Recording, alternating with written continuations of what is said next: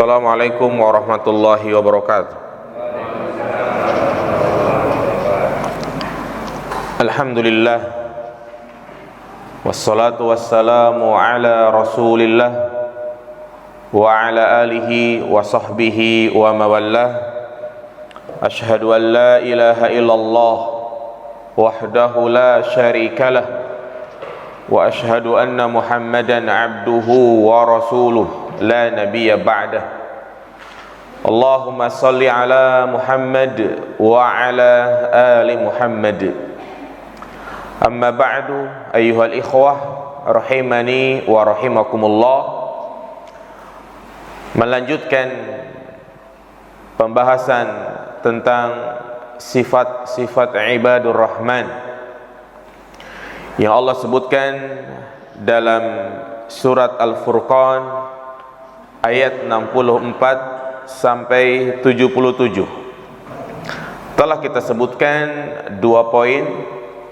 Yang pertama, di antara sifat ibadur rahman yang telah kita jelaskan, mereka adalah orang-orang yang tawadhu, merendah, tenang ketika dia berjalan di muka bumi.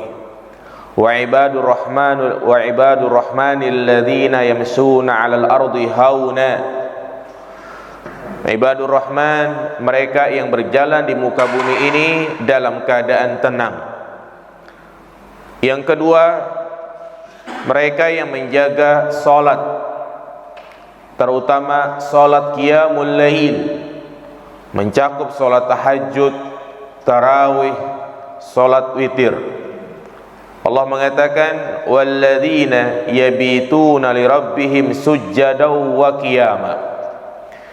Kemudian yang ketiga, jamaah sekalian, di antara sifat ibadur rahman, mereka adalah orang-orang yang takut akan azab neraka, takut terhadap siksaan Allah Subhanahu wa ta'ala. Allah berfirman, walladzina yaquluna rabbana asrif 'anna 'adzab jahannam inna 'adzabaha kana gharama innaha sa'at mustaqarran wa muqama. Hamba Allah yang beriman adalah mereka yang berdoa, ya Rabb, jauhkanlah kami dari azab jahannam, karena sesungguhnya azab jahannam itu sangatlah pedih, seburuk-buruknya tempat kembali dan sejelek-jeleknya tempat tinggal. Jadi ayat ini menunjukkan kepada kita bahwa orang-orang yang beriman, selain mereka berharap bisa masuk ke dalam surga yang disebut dengan ar-raja, mereka juga takut masuk ke dalam neraka, sehingga mereka selalu mawas diri, selalu waspada, berhati-hati dari melakukan suatu perbuatan. Jika memang mereka sedang mengerjakan suatu ibadah, maka dia berusaha bagaimana agar ibadahnya itu diterima oleh Allah. Ketika dia melakukan aktivitas di luar ibadah, dia berusaha bagaimana agar aktivitas tersebut tidak membuat Allah murka.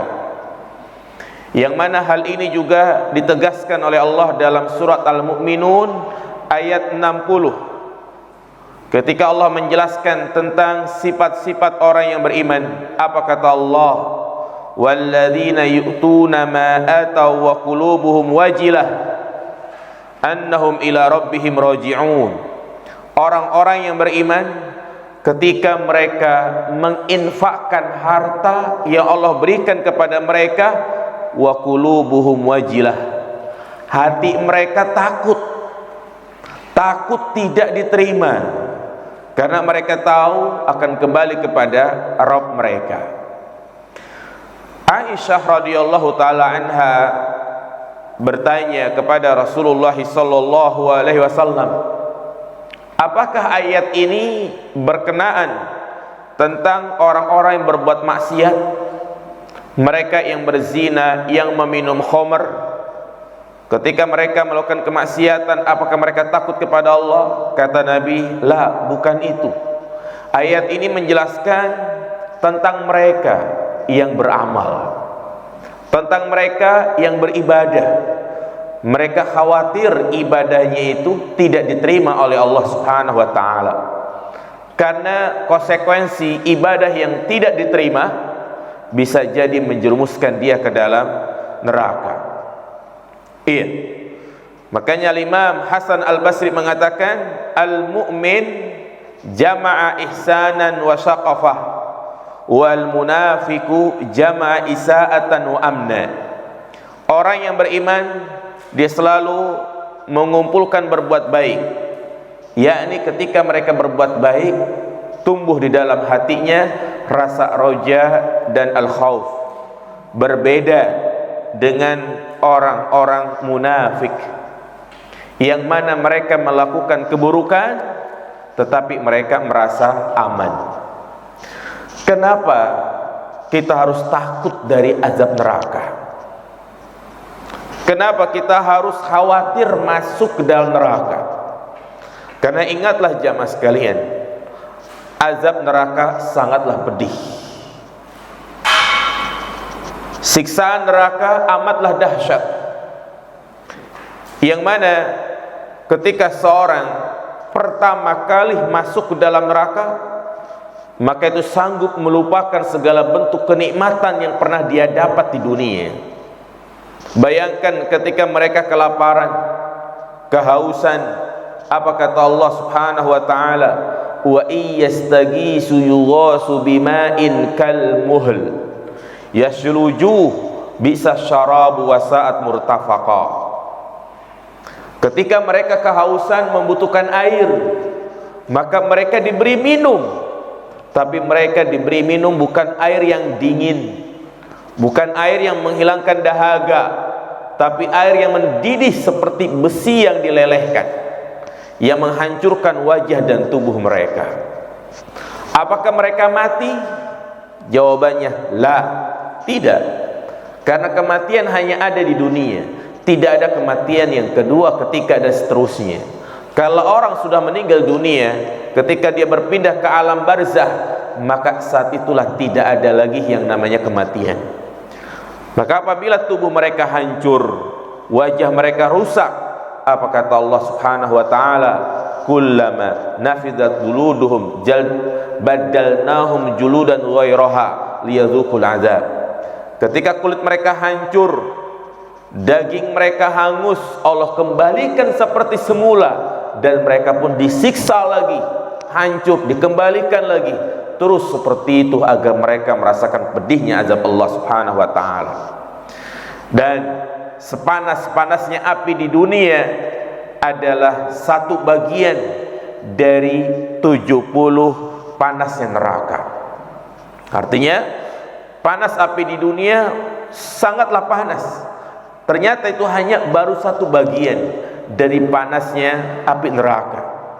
Makanya Rasulullah SAW mengatakan, "Lau anna qatirah minaz zakum la afsadatid dunya wa ma fiha." Seandainya setetes dari zakum jatuh ke muka bumi, maka bumi ini akan hancur, begitu panasnya neraka. Iya. Dan juga Allah Subhanahu wa taala tidak hanya mengazab secara fisik, penduduk neraka juga diazab secara psikis, ya, melalui perasaan. Di antaranya mereka akan terus menangis sampai mengeluarkan air mata darah. Apa kata Nabi sallallahu alaihi wasallam? Inna ahlan nari la yabkun hatta law ujriyatis sufun la jarat wa innahum yukhrijuna dima. Penduduk neraka akan terus menangis sampai-sampai seandainya perahu dijalankan di atas air matanya, maka perahu akan berjalan dan mereka mengeluarkan air mata darah. Maka dari sini seorang yang beriman, mereka selalu takut akan azab Allah Subhanahu wa taala. Iya, karena dengan menumbuhkan perasaan ini, takut kepada azab Allah, maka akan melahirkan rasa khasyah kepada Allah, semangat untuk beramal.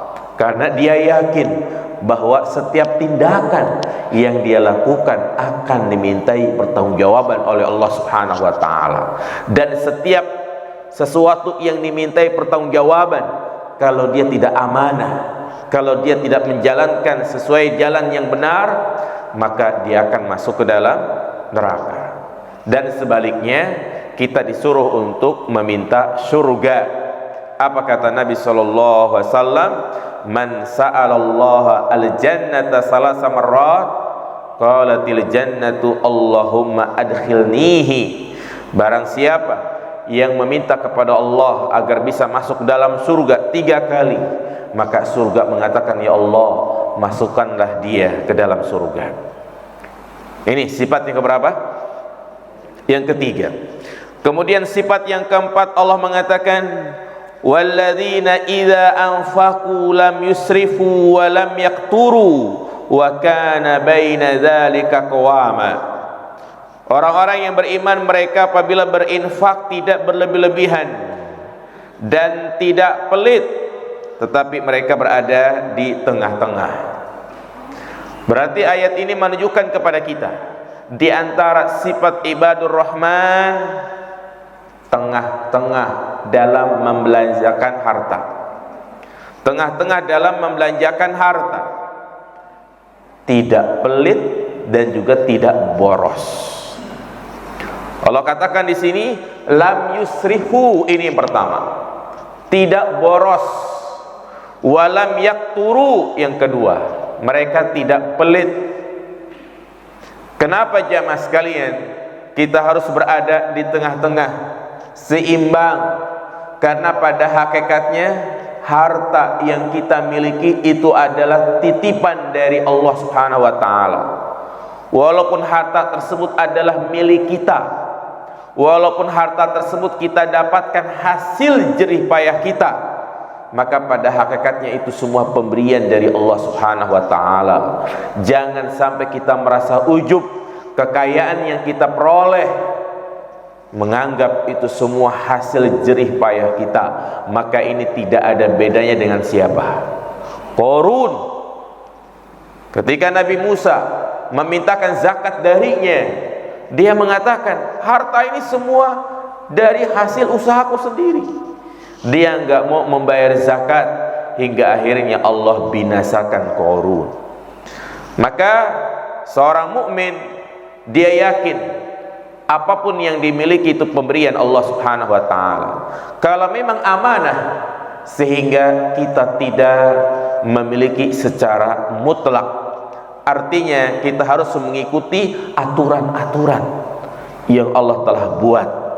Di antaranya kita wajib membayar zakat, dianjurkan untuk bersedekah, dan juga di antara aturan tidak boleh berlebih-lebihan, tidak boleh terlalu pelit. Apa kata Nabi sallallahu alaihi wasallam? Karena harta yang kita miliki akan dimintai pertanggungjawaban oleh Allah Subhanahu wa taala. La tazulu qadama ibni Adam yaumal qiyamah hatta yus'ala an arba'. Tidak akan bergeser kedua kaki anak Adam sampai ditanya 4 hal. Apa di antaranya? Wa an malihi min aina iktasaba wa fima unfik. Tentang hartanya, dari mana dia peroleh? Ini pertanyaan yang pertama. Yang kedua, kemana dia infakkan? Dua pertanyaan ini haruslah betul-betul menyadarkan diri kita. Ketika kita mendapatkan harta, maka jangan sampai harta tersebut kita dapatkan dari sumber yang haram, karena ini akan menjadi bumerang. Nabi juga mengatakan, man nabata lahmuhu minas suhti fannaru aula bihi. Barang siapa yang dagingnya itu tumbuh dari harta yang haram, maka neraka lebih berhak darinya. Yang kedua, kemana engkau salurkan hartamu itu? Nah, makanya di antara bentuk menyalurkan harta yang tidak dibenarkan oleh syariat adalah berlebih-lebihan, boros. Dalam bahasa Arab disebut namanya al-israf, ya, atau at-tabdzir, menghambur-hamburkan harta. Para ulama menyebutkan, ya, yang dimaksud tidak berlebih-lebihan dalam membelanjakan harta ada dua bentuk. Yang pertama, tidak menggunakan harta tersebut untuk maksiat dan dosa. Jadi jangan sampai uang kita kepake untuk melakukan kemaksiatan, iya, untuk membeli khamr misalnya, atau juga untuk berzina. Maka sekecil apapun harta yang dikeluarkan untuk berbuat maksiat, maka itu dikatakan al-israf. Sebagaimana dikatakan oleh Imam Al-Mujahid, orang yang mengeluarkan hartanya untuk kebaikan, walaupun jumlahnya sangat banyak, maka tidak dikatakan al-israf. Sebaliknya, orang yang mengeluarkan harta walaupun hanya sedikit tetapi untuk kemaksiatan, maka dia dikatakan apa? Al-israf. Seorang yang mengeluarkan hartanya misalnya 10 miliar untuk membangun masjid, walaupun harta tersebut begitu banyak dia keluarkan, maka ini tidak dinamakan israf, karena selamat dalam apa ini? Kebaikan. Tapi orang yang mengeluarkan hartanya hanya 10.000 untuk kemaksiatan, maka itu dikatakan al-israf. Ini, ya, bentuk israf yang pertama. Yang kedua, orang dikatakan al-israf adalah orang yang dikatakan tidak berlebih-lebihan dalam membelanjakan harta untuk sesuatu yang boleh, tetapi tidak melampaui batas dari kebutuhan. Nah, yakni dia membelanjakan hartanya sesuai dengan kebutuhannya, bukan sesuai dengan keinginannya. Nah, dan memang inilah yang dituntut jamaah sekalian. Kita membelanjakan harta sesuai dengan apa yang menjadi kebutuhan kita. Seperti misalnya membeli mobil, kalau kita butuhnya hanya satu, ya sudah beli satu. Kalau dia beli dua, ternyata yang satu di garasi terus, dia pakainya cuman sebulan sekali atau hanya hari Minggu doang, itu pun manasin doang, maka ini dikatakan apa? Al-israf. Seorang yang membeli lauk misalnya, lauk buat makan,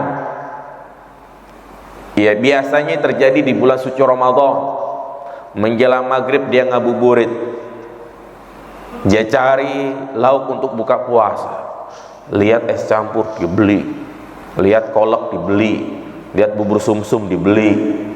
Ini baru mukodimahnya, belum lauk buat makannya kan. Lauk diplastikkan semua, mau urap, mau apa segala macam dibeli.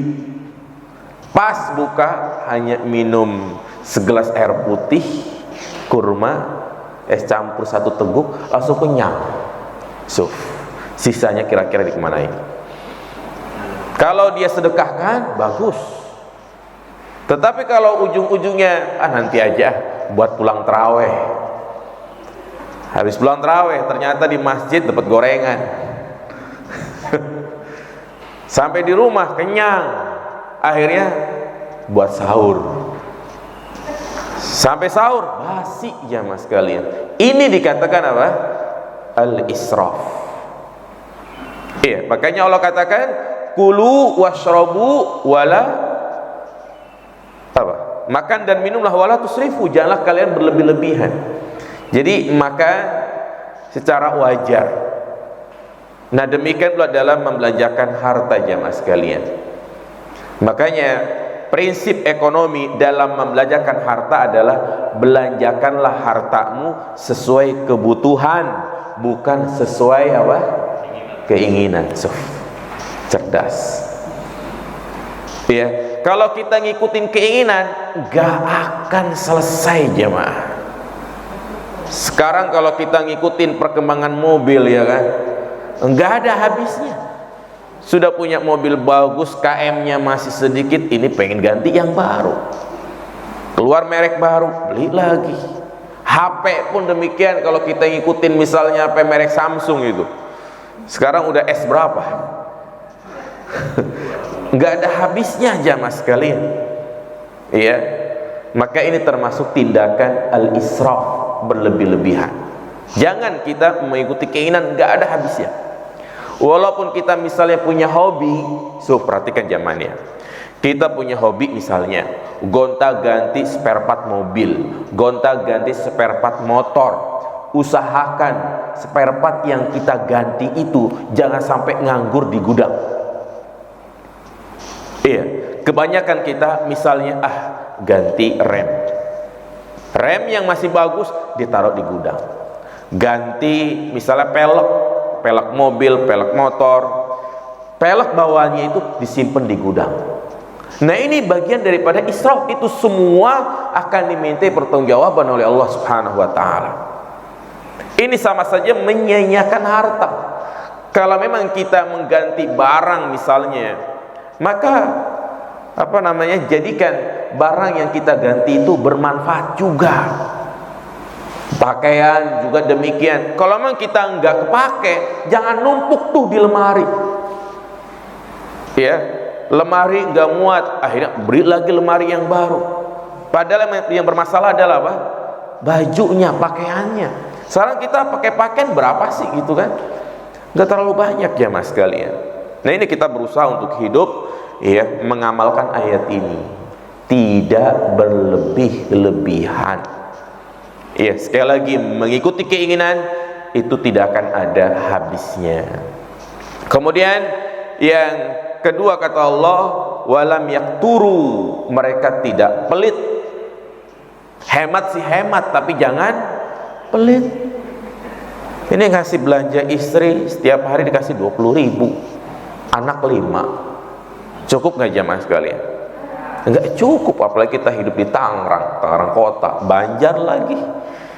Ya, nah ini terlalu hemat, namanya pelit seperti ini jamaah sekalian.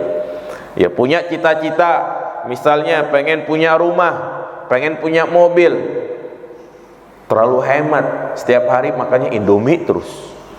Udah gitu satu bungkus dibagi 3 lagi. Nah, ujung-ujungnya sakit. Ini kebanyakan orang seperti itu jamaah sekalian. Dia punya cita-cita pengen beli mobil, pengen punya motor, akhirnya makannya nggak dijaga, makannya yang beli yang murah. Iya, makan setiap hari, makan siang, makan pagi, sarapan, mindonya Indomie terus. Iya, gonta-ganti rasa ayam, rasa ini itu kan. Nah ini namanya bakhil, pelit. Jangan kita seperti itu. Kalau itu menjadi kebutuhan kita sehari-hari, keluarkan. Jangan sayang-sayang untuk membelanjakan harta. Anak SPP, beli pakaian, beli sepatu, ya, itu adalah kebutuhan. Nah, ini yang keempat.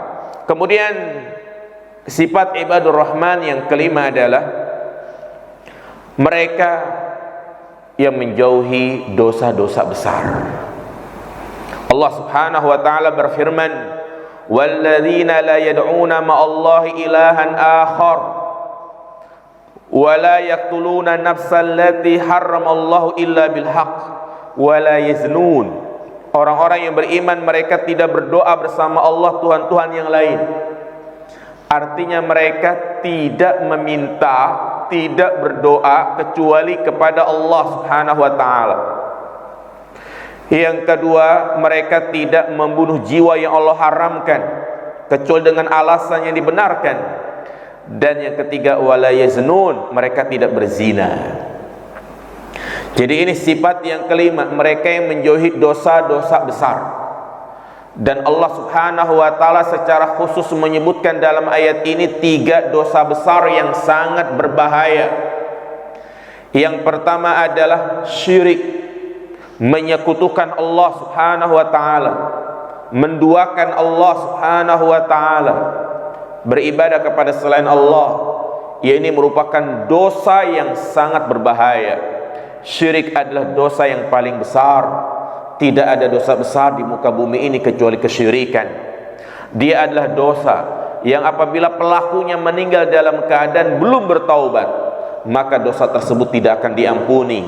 Innallaha la yaghfiru ayyushraka bihi wa yaghfiru ma duna dzalika liman yasha. Sesungguhnya Allah tidak akan mengampuni dosa kesyirikan dan akan mengampuni dosa selain kesyirikan.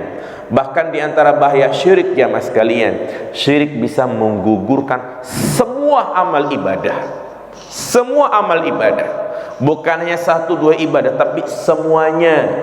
Kalau misalnya seseorang rajin beribadah sejak dia memasuki usia balik, kemudian dia melakukan kesyirikan di usia 50 tahun, maka semua amal ibadahnya itu haba'an mansura, terhapus semua.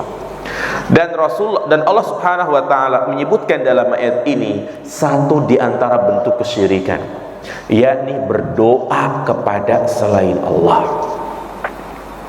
meminta-minta kepada jin, kepada orang yang sudah meninggal, walaupun itu adalah kiai, walaupun itu adalah ustadz, walaupun itu adalah wali ataupun nabi, maka kita tidak boleh meminta-minta kepadanya, jamaah sekalian.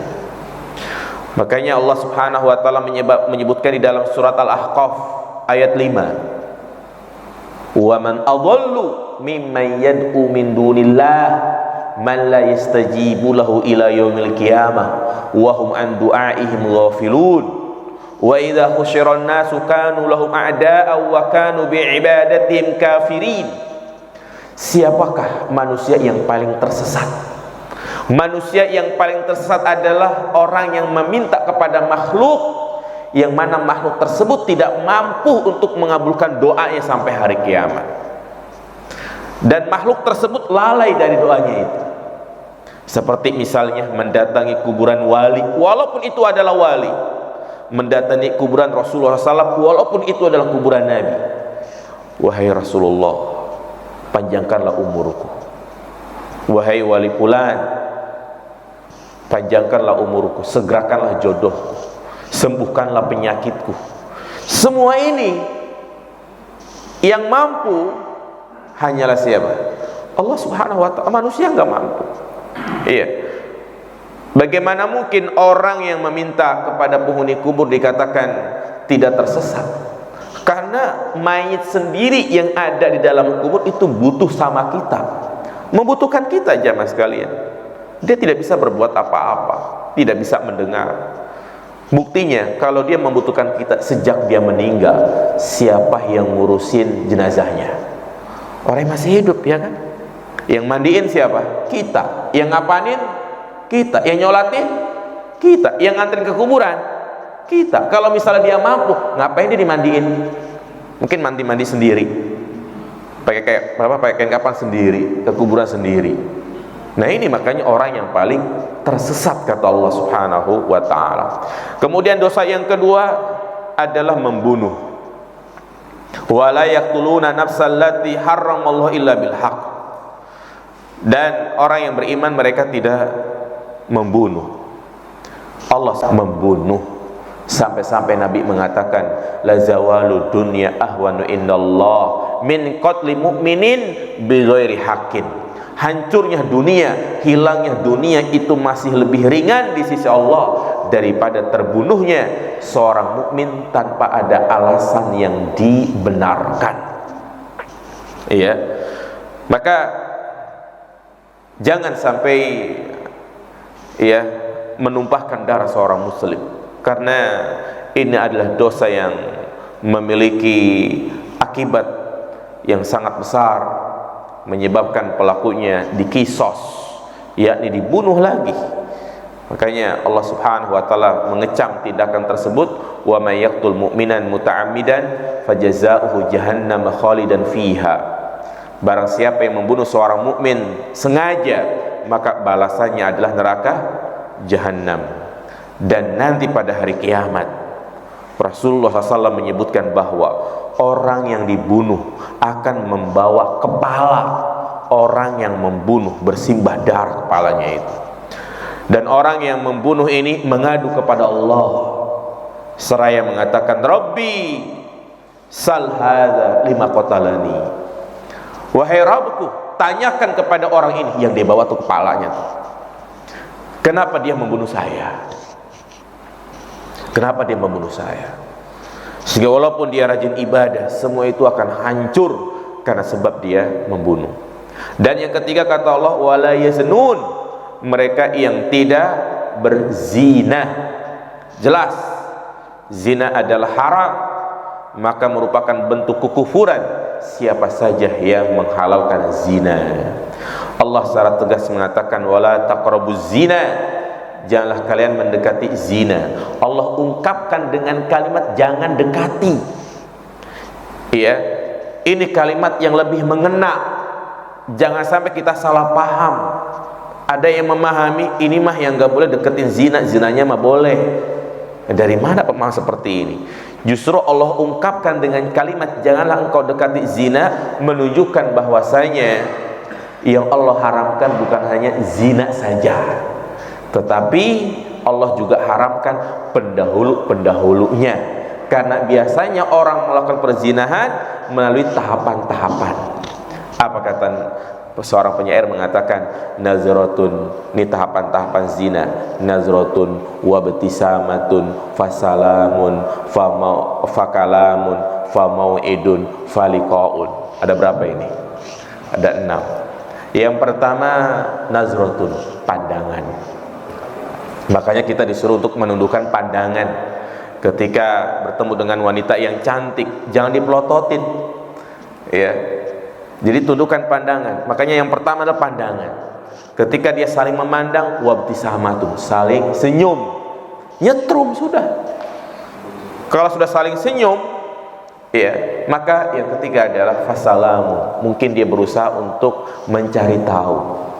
Dia bilang sama temannya, nanti kalau ketemu Pulana, sampaikan salam dariku. Fasalamu. Kemudian setelah fasalamun, fakalamun. Gak cukup sampai di situ, syaitan berusaha terus menempuh tahapan berikutnya. Ya, fakalamu, terjadilah pembicaraan. Minta nomor WA-nya lah, minta akun Facebook-nya lah, minta akun IG-nya lah. Ya, terjadilah pembicaraan, teleponan, chattingan, ya kan? Tidak hanya sampai di situ, famau'idun, pasti akan ada janjian. Janjian. Si Fulan laki-laki nelpon perempuan, nanti kita janjian ya, di mana? Enak tuh di makam sepi, ya, di pinggir kali. Famau'idun, janjian. Kalau sudah janjian, faliqaun, ketemu.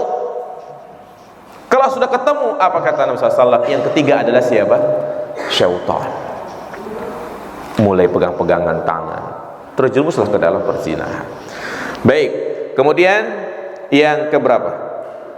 Yang keenam, ini kita singkat-singkat aja ya. Yang keenam, di antara sifat ibadur rahman, walladzina la yashhaduna zur wa idza marru bil lagwi marru kirama. Orang-orang yang beriman, mereka menjauhi majlis-majlis yang mungkar. Dia tidak mendatangi tempat-tempat maksiat. Ya, tidak mendatangi tempat-tempat maksiat.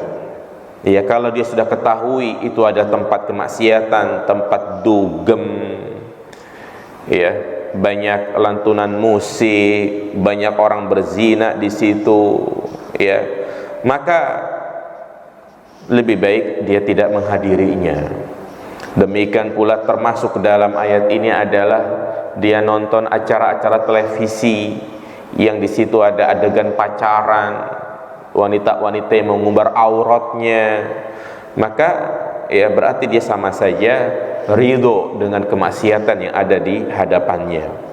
Nah, demikian pula termasuk majlis kemaksiatan adalah yaitu majlis yang menyebarkan pemahaman-pemahaman yang sesat, pemikiran-pemikiran yang menyimpang, ya. Nah, jadi itu yang keenam, walladzina la yashhaduna zur. Ada yang menafsirkan la yashhaduna zur adalah tidak memberikan persaksian palsu. Ya, artinya orang yang beriman setiap kali dia memberikan persaksian maka dia berada di atas kejujuran. Karena di zaman sekarang ini kadang banyak orang yang memberikan persaksian tapi dia nggak tahu akar permasalahannya. Kadang warga diminta untuk tanda tangan untuk membubarkan satu kajian, dia nggak tahu isi permasalahannya apa. Kemudian warga diminta tanda tangan untuk memberhentikan kegiatan-kegiatan yang ada di masjid. Udah dia ikut tanda tangan aja, nggak tahu akar masalahnya apa. Ini termasuk memberikan persaksian palsu. Atau kadang seorang istri ketika suaminya meninggal, dia bersaksi di hadapan ahli waris yang lain, wallahi ini rumah sudah dihibahkan ke saya, padahal belum dihibahkan. Tujuannya agar rumah tersebut jatuh ke tangan istrinya, padahal itu menjadi hak apa? Hak waris. Nah, atau misalnya si suami ternyata punya istri dua, ya, kemudian istri yang pertama nikah secara resmi, istri yang kedua nikah secara sirri, kemudian suaminya meninggal, si istri pertama bersumpah kalau ternyata suami itu nggak punya istri kedua, padahal dia tahu, ya, dia suaminya punya istri yang kedua. Karena secara hukum Islam, ya, kedua istrinya ini baik pernikahan secara negara ataupun secara sirri tetap mendapatkan apa? Warisan. Banyak kejadian-kejadian seperti itu. Kemudian yang ketujuh, Allah Subhanahu wa taala menyebutkan di antara sifat ibadur rahman mereka yang mengagungkan Al-Qur'an dan mengamalkan isinya. Allah mengatakan walladzina idza dzukiru biayati rabbihim lam yakhirru 'alaiha summa wa umyana. Orang-orang yang beriman apabila disebut ayat-ayat Rabbnya, dibacakan ayat suci Al-Quran, mereka tidak tuli dan juga tidak buta. Maksudnya apa? Mereka menerima, ya, tidak menolak. Nah, sehingga ketika dibacakan ayat Al-Quran bergetar hatinya, rindu kepada Allah, berharap agar masuk ke dalam surga. Allah mengatakan innamal mu'minuna alladzina idza dzukirallahu wajilat qulubuhum wa idza tuliyat alaihim ayatuh zadatuhum imana. Orang-orang yang beriman apabila disebut nama Allah maka hatinya itu bergetar. Apabila dibacakan ayat suci Al-Quran maka bertambahlah keimanannya. Dan termasuk juga ke dalam poin yang ketujuh ini, mereka yang mengamalkan Al-Quran adalah yang menerima nasihat. Ketika ada kajian-kajian seperti ini, kalau memang dia merasa tersinggung, merasa apa yang disampaikan oleh Ustadz mengena pada dirinya, maka hendaknya dia menerimanya. Dia sadar kalau itu adalah maksiat. Karena sesungguhnya Nabi SAW mengatakan inna abghadul kalami ilallah ayyakula rajulu lirajul ittaqillah fayaqul alaika nafsak. Sesungguhnya ucapan yang paling dibenci oleh Allah Subhanahu wa taala ketika seseorang memberikan nasihat kepadanya, ittaqillah, bertakwalah kepada Allah, kemudian dia malah membalas dengan ungkapan urusi dirimu sendiri. Kadang ada orang berikan nasihat, ya, dia jawab, antum ngapain sih ngurusin diri gua? Ya, urusin diri antum sendiri. Nah, ini termasuk menolak apa ini? Kebenaran. Makanya kebenaran dari manapun datanya kita terima, walaupun itu datang dari anak kita sendiri. Naam, kita yang nyebokin, kita yang mandiin, tapi kalau itu adalah nasihat yang mengena, misalnya anak bilang ke orang tuanya, Pak, tolong dong jangan ngerokok mulu, tolong dong jangan nongkrong mulu, ya kan? Maka terima nasihatnya jamaah sekalian, jangan sampai kita malah marah sama anak. Khawatir ini termasuk ke dalam hadis tersebut. Lihat sekelas Al-Imam Abu Hanifah. Al-Imam Abu Hanifah ketika dia lewat, ya, di hadapan anak kecil yang sedang main lumpur, Maka beliau mengatakan, "Hei anak-anak, hati-hati, nanti kalian terjatuh." Ternyata anak-anak tersebut malah mengatakan seperti apa? "Wahai imam, engkau juga harus berhati-hati, karena kalau engkau terpeleset maka umat pun akan terpeleset." Malah digituin jamaah sekalian. Artinya langsung ini tersentak, membuat Abu Hanifah menangis, karena dia saat itu seorang ustadz, ya, istilahnya mungkin seorang kiai, tokoh, ulama besar, digituin sama anak-anak, ya. Artinya jangan sampai engkau membahas suatu ilmu engkau salah sehingga menyesatkan umat. Iya, artinya nasihat dari mana saja kita ambil. Dan yang terakhir, yang kedelapan, walladzina yaquluna rabbana hab lana min azwajina wa dzurriyyatina qurrata a'yun waj'alna lil muttaqina imama. Iya. Orang-orang yang beriman, mereka selalu mendoakan untuk diri sendiri dan juga untuk orang lain. Yaquluna rabbana hab lana min azwajina wa dzurriyyatina qurrata a'yun waj'alna lil muttaqina imama. Jadi bukan berdoa untuk diri dia sendiri, tapi juga berdoa untuk orang lain, untuk keluarganya, bahkan untuk tetangganya dan semuanya. Baik jamaah sekalian, itu mungkin ya secara singkat tentang pembahasan yang sangat bagus sekali. Tentunya nasihat buat kita semua. Yang pertama di antara sifat ibadur rahman adalah dia tawadu. Yang kedua apa jamaah? Yang menjaga salat qiyamul lail. Yang ketiga, mereka yang takut akan azab Allah. Yang keempat, tengah-tengah dalam membelanjakan harta. Yang kelima, menjauhi dosa-dosa besar. Yang keenam, menjauhi majlis-majlis munkar. Yang ketujuh, mengagungkan Al-Quran dan mengamalkannya. Dan yang kedelapan, mendoakan untuk diri sendiri dan orang lain. Baik, ya, selesai sudah kajian tematik kita, ya, dan kita memohon kepada Allah Subhanahu wa taala agar kita semua termasuk ibadur rahman, hamba-hamba Allah yang dikasihi. Demikian, mungkin ada pertanyaan. Di depan Bapak itu ada lembar tanya, kalau bertanya bisa ditulis di kertas tersebut, atau kalau langsung bertanya dipersilakan.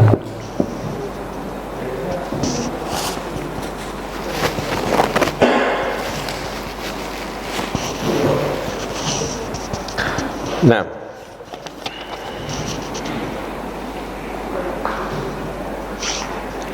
izin bertanya, apa hukumnya memajang tulisan Allah sejajar dengan tulisan Nabi Muhammad? Mohon penjelasannya. Iya, ini jelas tidak boleh ya. Iya, karena Allah adalah Khalik, sedangkan Nabi Muhammad adalah makhluk, sehingga tidak boleh ditempatkan sejajar. Ya, khawatir ini termasuk menyamakan antara Khalik dan makhluk. Ya, walaupun Nabi kita Muhammad SAW adalah orang yang paling mulia, ya, tapi tetap tidak diperbolehkan mensejajarkan antara kalimat Allah dan Muhammad. Nah, dan juga yang kedua jamaah sekalian, ya, sebenarnya kita bertabaruk dengan nama-nama Allah Subhanahu wa taala itu bukan dengan cara kita memajangnya, tetapi kita memujinya dengan zikir-zikir. Dan kalimat Allah sendiri itu bukan bagian dari zikir. Kalau kita ingin berzikir menyebut nama Allah dibarengi dengan sanjungan seperti subhanallah, alhamdulillah, Allahu akbar. Tapi kalau hanya Allah, Allah, Allah, Allah, ini bukan zikir. Kalau seandainya itu adalah zikir, pasti Nabi kita Muhammad SAW juga sudah mengajarkan. Demikian.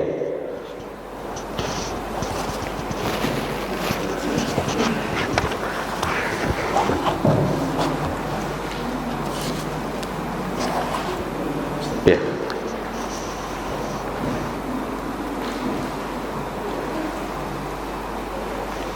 Apakah akan diterima taubat seorang yang sudah melakukan dosa syirik karena baru menyadari kesalahan? Iya, dosa syirik sebenarnya banyak macamnya ya, bukan hanya doa, tumbal, sesajen, tatayur. Maka ini perlu pembahasan secara khusus tentang tauhid ya. Ini diantara bagian materi tauhid yang sangat penting, mengenal kesyirikan, terutama kesyirikan di zaman now. Banyak sekali kesyirikan-kesyirikan yang dianggap sebagai kearifan lokal ya, seperti ya itu tadi tumbal, sesajen, dukun, bahkan di daerah tertentu mengadakan festival santet perdukunan. Ini jelas meminta bantuan kepada jin, sedangkan Allah mengatakan wa annahu kana rijalun minal insi ya'udzuuna birijali minal jinni fazaduhum rahaqa. Nah, intinya orang yang tidak diterima taubatnya, orang yang tidak akan diampuni dari dosa syirik adalah yang meninggal dalam keadaan tidak bertaubat. Kalau dia bertaubat dengan taubat nasuha, menyesali perbuatan-perbuatannya, beriktikad untuk tidak melakukan lagi, ingat, innallaha tawwabur rahim. Allah Maha penerima taubat. Innallaha yaghfirudz dzunuba jami'a. Allah mengampuni semua dosa. Jadi tidak ada kata terlambat untuk bertaubat selagi kita masih bisa bernafas. Taubat itu tidak diterima kalau orang itu sudah sedang sakaratul maut, dan yang kedua ketika matahari terbit dari arah barat, baru saat itu pintu taubat sudah tertutup ya. Jadi menyesali, beriktikad untuk tidak melakukan lagi, dan tutup sudah jangan diceritakan lagi, dia fokus untuk hidup baru di atas tauhid, maka insyaallah Allah akan terima taubatnya. Demikian, subhanakallahumma bihamdika asyhadu an la ilaha illa anta astaghfiruka wa atubu ilaik. Assalamualaikum warahmatullahi wabarakatuh.